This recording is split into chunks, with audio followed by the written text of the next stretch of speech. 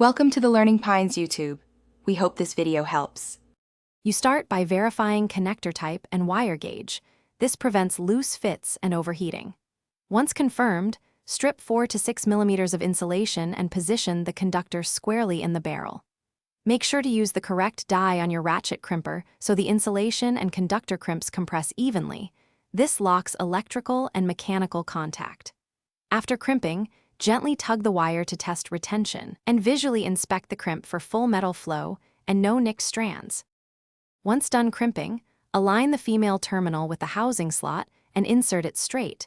You should feel or hear the tang click into place. Make sure the secondary lock or latch engages so the terminal cannot back out under vibration. If unclear, use a pick to confirm the tang is fully seated. Then route the wire to minimize bending at the crimp and add heat shrink or a molded strain relief to protect the joint. These steps prevent intermittent contact and extend service life. You now mate the female disconnect with the male tab, pushing until full metal-to-metal contact is achieved. Intermittent seating causes arcing. Next, test continuity and measure resistance. Expect near 0 ohms and no sudden jumps under light load. Perform a gentle pull test to verify mechanical retention. If you see high resistance, visible corrosion, or the crimp deforms, replace the terminal immediately. Do not reuse. One troubleshooting tip. If contact is